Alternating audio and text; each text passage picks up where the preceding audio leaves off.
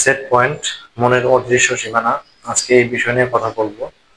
তো আমরা প্রথমে যদি একটু চিন্তা করি যে মনে করেন একটা গাড়ির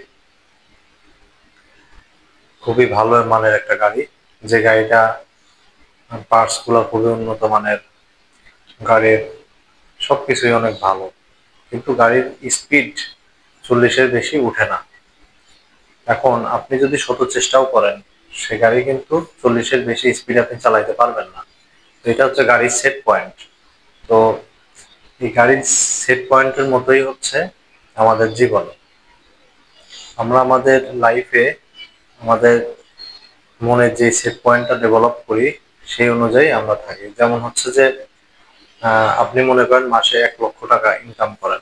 এখন কোনো কারণে যদি আপনি কোনো মাসে 50 লাখ টাকা বা 50,000 টাকা বেশি ইনকাম করেন, লাইক 1,50,000 টাকা ইনকাম করেন, তাহলে কিন্তু দেখবেন যে আপনি আবারও ওই 1 লাখ টাকার ওই টাকাটা আপনি কোনো না কোনো ভাবে খরচ করে ফেলবেন, অতিরিক্ত টাকা।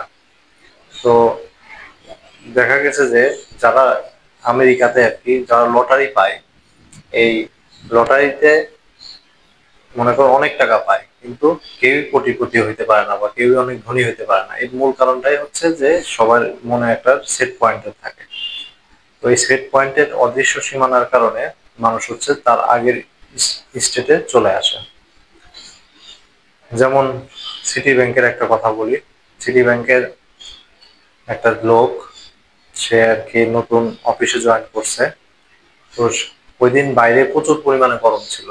তো গরম থাকার ফলে সে ব্যাংকের ভিতরে আসছে, এসে দারোয়ানকে বলতেছে, এই এসির এসিটা আটে দিয়ে দাও তো। তো ব্যাপারটা হচ্ছে এটা যে সে সে এত পরিমাণ গরমে ছিল যে সে আসলে বুঝতে পারতেছিল না যে কত বলবে, সে আটে মানে আর 8 পরিমাণ ঠান্ডা দরকার। তো এসির হলো হচ্ছে সে সে জানে না যে এসির 8 মাত্রায় আসে। তো আপনি যদি এসিতে 16 দেন, তাহলে কিন্তু 16ই সবসময় চলবে। আবার থার্মোস্ট্যাট যদি 26 দেন, 26ই চলবে। তো এসির মতো হলো হচ্ছে আমাদের লাইফের সেট পয়েন্টটা এরকম।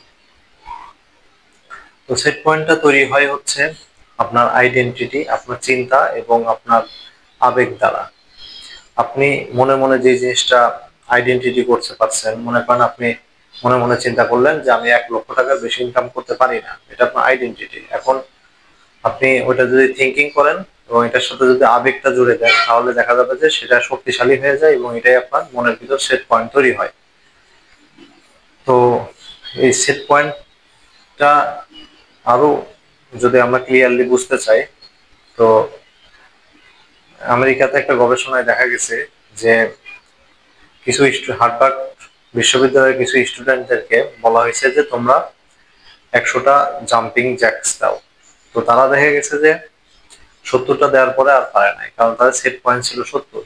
আবার আরেকটা গ্রুপকে ডাকা হয়েছে, তাদেরকে বলা হয়েছে তোমরা 200টা জাম্পিং জ্যাকস দিবে।